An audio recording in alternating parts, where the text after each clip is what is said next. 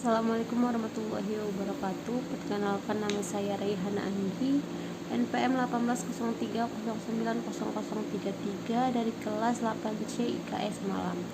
Di sini saya akan membacakan materi tentang teori pembangunan. Teori pembangunan telah dimotivasi oleh kebutuhan untuk menjelaskan kemiskinan massal. Keterkaitan pada isu-isu pembangunan berasal baru-baru ini, tidak lebih dari awal tahun 1950-an dan awal 60-an. Seperti yang diwakili oleh pendukung mereka yang lebih berpengaruh, pembangunan aliran pemikiran mencerminkan secara kasar untuk kronologis penampilan berikut. Yang pertama, ada teori modernisasi tahun 1950-an, awal 1960-an. Aliran pemikiran modernisasi adalah upaya pertama untuk mengartikulasikan masalah pembangunan dalam kaitannya dengan kebutuhan untuk mengubah sifat tradisional ekonomi dunia ketiga yang terbelakang menjadi ekonomi modern. Mengambil dari pengalaman sejarah Eropa Barat setelah Perang Dunia Kedua, di bawah Marshall Plan, ia menganjurkan perlunya percepatan pertumbuhan ekonomi melalui bentuk industrialisasi substitusi import, sebuah proses yang terlihat memperlakukan pengamanan jumlah yang tepat dan campur investasi tabungan dan bantuan dari luar negeri. Yang kedua adalah teori ketergantungan akhir tahun 1960-an dan awal tahun 1970-an. Kepercayaan teoritis dari perspektif ketergantungan adalah bahwa penetrasi kapitalis mengarah ke dalam memproduksi perkembangan gabungan dan tidak setara dari bagian-bagian konstitutifnya. Yang ketiga adalah pandangan ekonomi dunia akhir tahun 1970-an dan awal tahun 1980-an.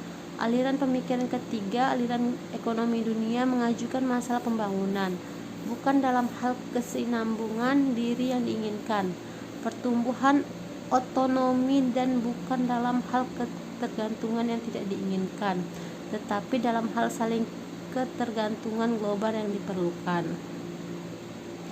Yang keempat adalah pendekatan kebutuhan dasar akhir tahun 1970-an. Aliran pemikiran lain, pendekatan kebutuhan dasar, menggeser penekanan pembangunan dari perhatian tunggal dengan restrukturisasi ekonomi dunia ke restrukturisasi ekonomi domestik menuju tatanan ekonomi internal baru, terutama pada pemberantasan kemiskinan, masalah sosial, dan ketidakadilan. Yang kelima, perspektif mode produksi alternatif tahun 1980-an. Berlawanan dengan empat aliran pemikiran di atas adalah perspektif AMP yang baru muncul. Di bawah ini, perspektif ini, masyarakat dunia ketiga kontemporer pada dasarnya terlihat dicirikan oleh konsistensi sektor-sektor yang sangat kontras di satu sisi dan sektor tradisional yang sangat dominan yang secara geografis terbentuk di sektor perdesaan dan dibedakan oleh keterlibatannya yang dominan dalam pertanian substansi yang belakangan dan berproduktivitas rendah. Yang terakhir adalah pendekatan mata pencarian berkelanjutan. Konstruksi SL telah muncul sebagai integrasi populasi, sumber daya, lingkungan, dan pembangunan dalam empat aspek: menstabilkan populasi, mengurangi migrasi, menangkis eksploitasi inti, dan mendukung pengelolaan sumber daya berkelanjutan jangka panjang. Beberapa penyebab kesembuhan teori pembangunan.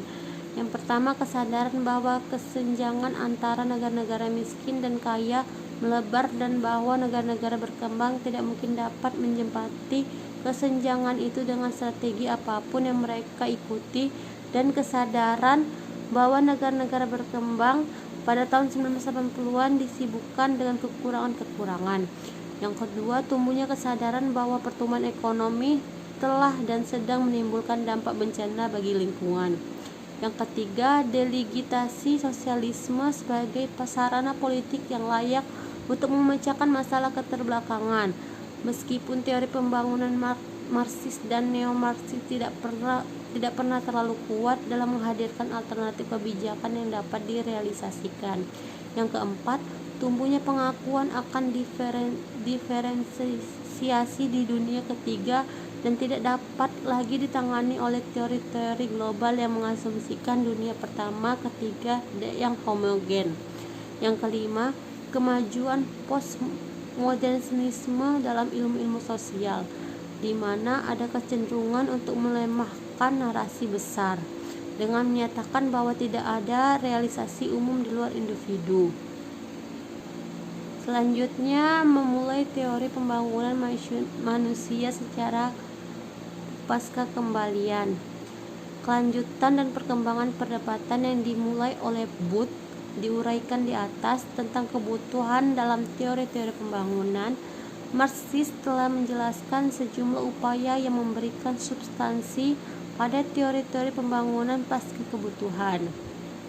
Sungguh luar biasa bahwa sejumlah upaya ini tidak terlalu baru dan bahkan melalui kebutuhan yang dirasakan secara umum.